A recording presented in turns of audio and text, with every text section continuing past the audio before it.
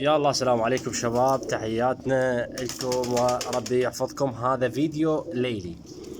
راح تقولون ليش بالليل؟ طبعا الجو حلو بالليل، قاعدين يم الحمام نطلع الفضاضي والزواجل السود نيكولا. ذن هذا البرج يعني العازل هسه حاليا ما احتاج ابزر منه.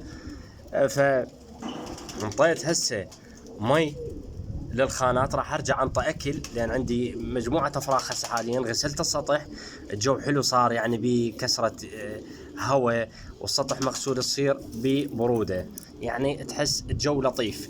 تقدر هذا تقعد يمهن تتونس شويه يمهن. هذا فيديو ليلي شباب.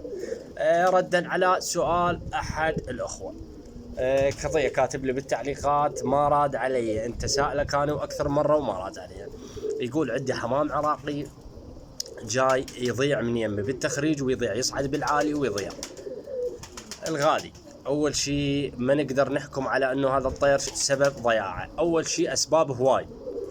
السبب الاول اول شيء ما نعرف تخريجه شنو، يعني التخريج انت شلون جاي تخرج، شنو نظامك بالتخريج، عندك مسرح لو لا، الحمام هذا خفيف ثقيل، عندك رز قديم، يعني هواي متطلبات إلها. يلا تقدر تحدد. اول شيء الغالي تحاول انت تشوف الضياع عندك بداية الحمام، يعني بداية اول ما تطلع يضيع عندك بالريشة الثانية بالريشة الثالثة يلا يضيع الحمام، يلا تقدر تحكم انه هذا سبب ضياعه ليش. يا غالي اول شيء حاول تثقل الحمام، مو تفتح الحمام. اذا كان يضيع عندك هو صغير حاول تاخره، اخر الحمام يلا تفتحه، لا تفتحه قبل جاي تخرج ويا الامهات تخرجن وحدين. اكو عندك ضياع بسبب يعني جيران عندك جاي يطيرون، هواي اسباب. فانت يا غالي اول شيء حاول تاخر الحمام مالتك. اذا حمامك من النوع الخفيف اخره يلا مثل ما يقول شويه شويه تفر بيه، تكتك وحاول تسيطر عليه. هسه حاليا صيف تقدر تسيطر عليه، ممكن هذا الحمام يكون خفيف وبالشتاء ما تقدر تسيطر عليه. هسه اذا تقدر حاول تخرج من يمه بهالفتره هاي. اذا كل الطرق ما نجحت غير بالطبقه. مثلا اذا الطيره والفحل تدري بهن زينات بس يضيعن، اضرب لك غير طيره على الفحل وزق منها وشوف هم عندك نسبه ضياع لو لا. فاحنا من تعصى علينا الامور نغير بالطبقه. انت دا تقول ذن الحمامات قديمات عندي واعرفهن، فانت شو تسوي يا عزيزي؟ تحاول تغير بالطبقه. اذا كل الامور ما نجحت وياك اخرتهن ودشرتهن دشر صحيح 14 يوم 15 يوم وكل هاي الامور ما نجحت وياك، هو ما اعتقد بالعراق ما تنجح، لا تنجح هاي الامور تنجح، بس يا ترى احنا نقول ربما يعني ما نجحت وياك هاي الطريقه. حاول تغير بالطبقه، طبقه الامهات غير، فتجيب لك طيره زينه على عرفتك من جماعتك ها عزيزي، واطبقها على اليمن على الفحل وشوف هل يا ترى تنجح لا، والتسهيل من الله موفق. واعذرني على التاخير لان انا شفتك اليوم معلق، الله شاهد. انا هم البارحه طبعا كنت بالزياره بالنجف ودعيت لكم ان شاء الله. فهذا فيديو رد على احد الاخوه الكاتب لي ليش ما ترد علي.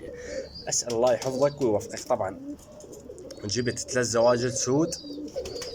زواجل سود. هسه عندي اعتقد زوج فحله او طيره، عندي بالناك طيره صار ندنش قيد زوجين، عندي زوج بالخانات وزوج ذني، تقريبا عندي 8 أو 10 زواجل سود هسه حاليا. بس اني مثل ما يقول ما مجمعهن كلهن سوى مطشرهن، يعني عندي بالخانات الجوه، عندي زق بالخانات الجوه، عندي افراخ هنا وعندي بالخانات كذلك افراخ، عندي خانات جوه وخانات ذن الفوق. حاليا طبقت الحمر الحفاي. طبعا هذا الفيديو يختلف، احنا نوضح لكم اياه او ليلي. يعني مثل ما يقول نحاول نغير نطلع الحمام بالليل. هذا الحمام هسه تقول ليش اكو نيكولا واكو حمر واكو هذا. النيكولا الطواير ذن عازلين هنا هسه ممزق. فعندي نيكولا بعد زوج قيد التخريج ويا الامهات الدور. عندي نيكولا هديتهن الولد صديقنا، وعندي كذلك نيكولا هسه مطلوبات ام رايحات الولد صاحبنا، يعني ما ظل شيء من النيكولا، يستاهلون جماعتنا ما نقصر وياهم ان شاء الله. عندي طبقة حمر ان شاء الله اشوفكم اياها بهالايام هاي. الزناقي طبعا بيضا فوق افراخهن، كسرت البيض مالتهن، جو حار خطيه خلي كبرن افراخهن. عندي طبقة حمام بيض الحمر وكذلك كسرته لان مو بالطبقة اللي رايدها اني، يعني من غير فحله، فهسه طبقت على ذوقه اني حفاي كعاكيل. والتسهيل من الله. شباب هذا فيديو ليلي للتواصل. تحياتي لكم شباب وربي يحفظكم. اذا عندك في السؤال اطرحه واني بخدمتك شباب. في